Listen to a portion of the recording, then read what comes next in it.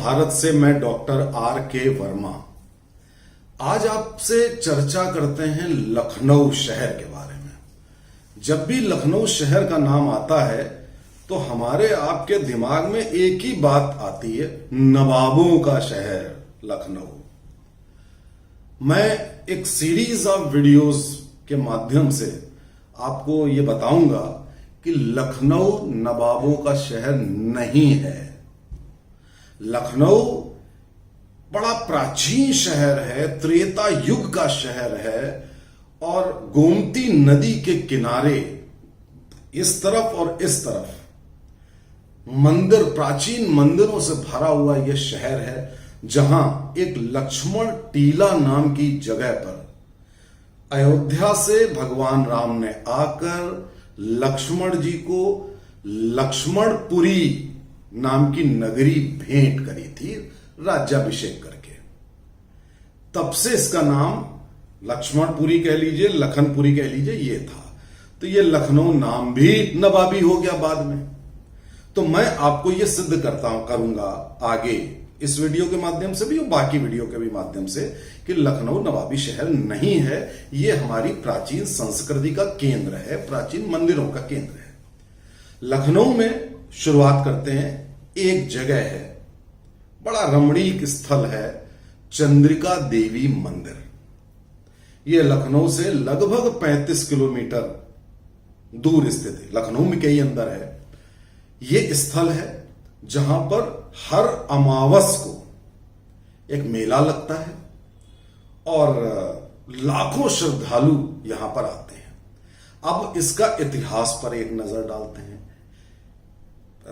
लक्ष्मण जी के बेटे राजकुमार चंद्रकेतु एक बार लखनऊ के पास चंद्रिका देवी जी के उस परिसर के पास जो जंगल था, वहां अमावस के दिन, देखिए अमावस के दिन ही मेला लगता है, अमावस के दिन फंस गए थे और अचानक वो थोड़ा सा डर गए। उन्होंने चंद्रिका देवी जी का ध्यान किया।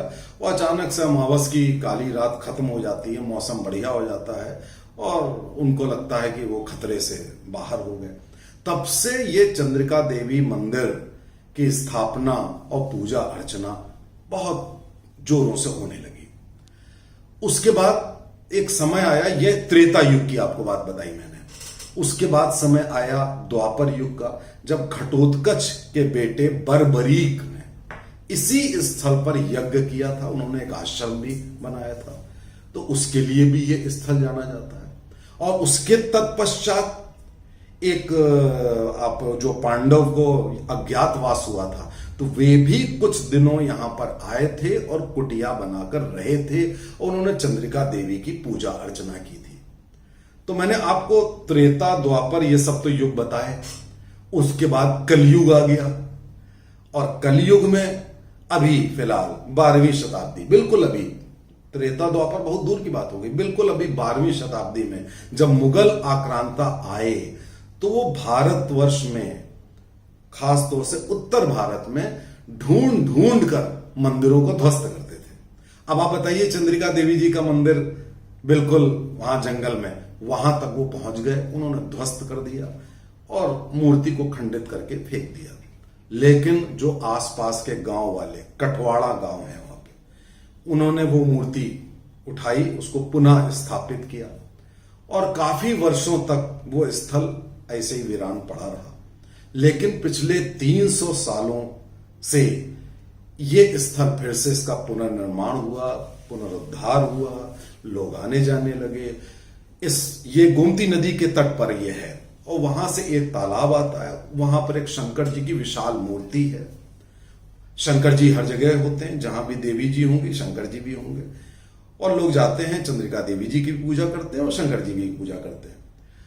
इसमें एक और खास बात आपको बता दें कि चंद्रिका देवी मंदिर में जो आपको पुजारी हैं, जो आप जाते हैं, चुनरी चढ़ाते हैं, सब करते हैं, तो वो पुजारी पिछड़ी जाति के वर्ग के लोग होते हैं।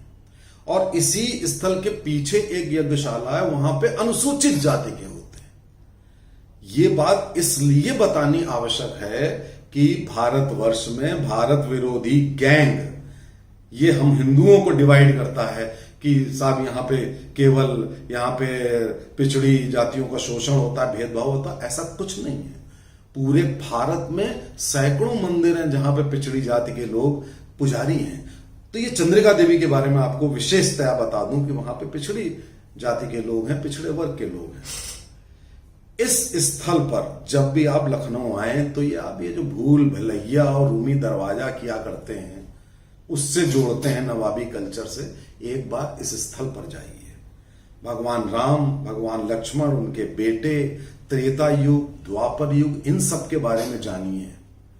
और इस जगह पर जाते ही आपके मन में इतनी श्रद्धा बढ़ जाएगी, इतनी ऊर्जा आ जाएगी कि आपको लगेगा कि आप किस रमणीक स्थल पर आ गए हैं।